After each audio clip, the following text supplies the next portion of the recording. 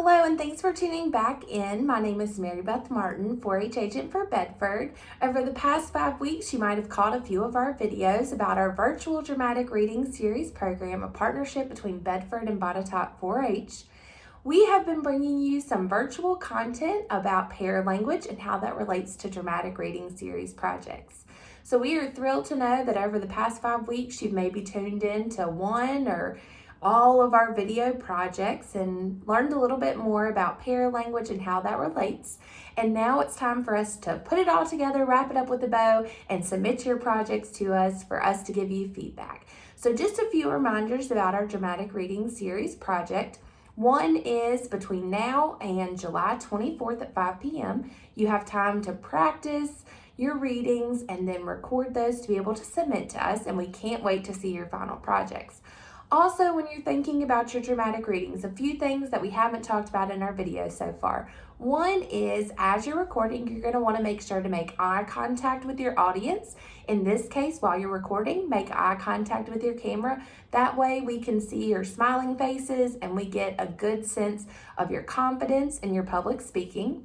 Also, you want to make sure as you're recording, try to minimize distractions as much as possible. We know it's tough. You're at home. You have lots of things going on, but try to find a quiet corner. Try to let people know in your household that you're going to be recording this project and make it as minimal distractions as possible, but we are going to be flexible and understanding.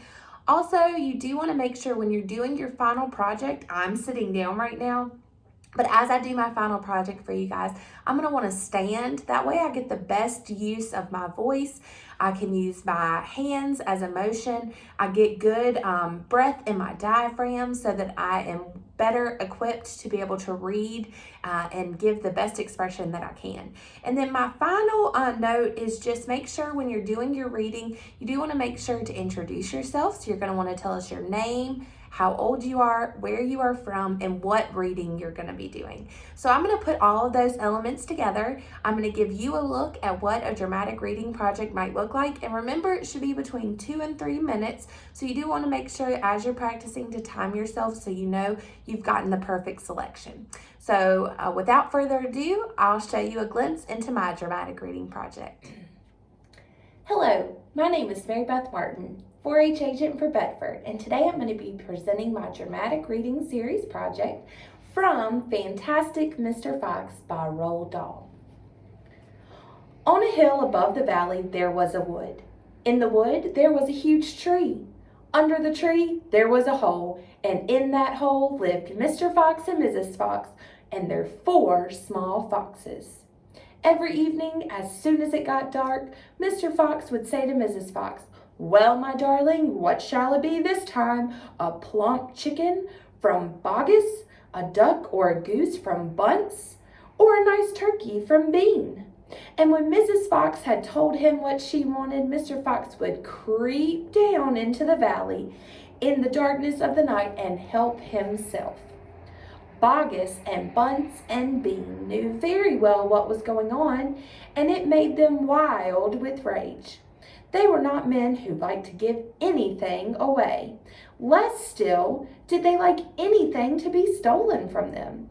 So every night each of them would take his shotgun and hide in a dark place somewhere on his own farm, hoping to catch the robber.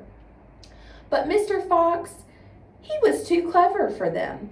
He always approached a farm with the wind blowing in his face, and this meant that if any man were lurking in the shadows ahead, the wind would carry the smell of that man to Mr. Fox's nose from far away.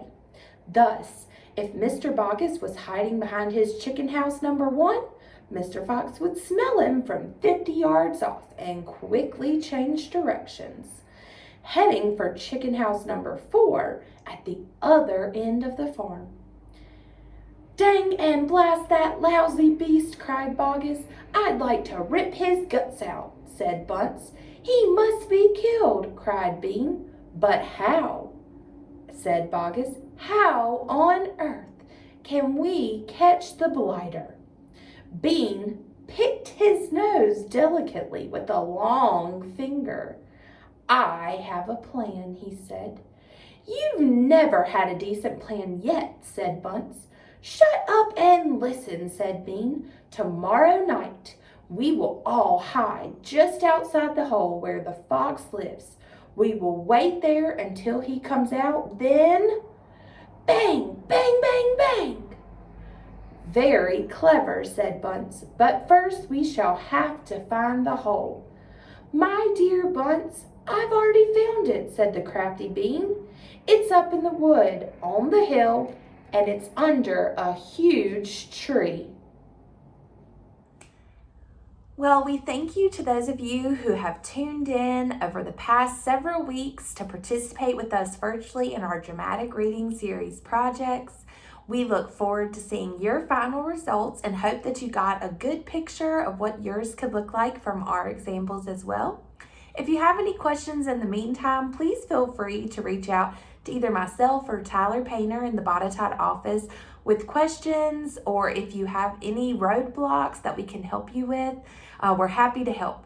So check our social media sites, check below in the comments on this video for more details, and look back, practice your projects, and we can't wait to see your final results as you participate along with us. Thanks, and we hope you have a great rest of your summer.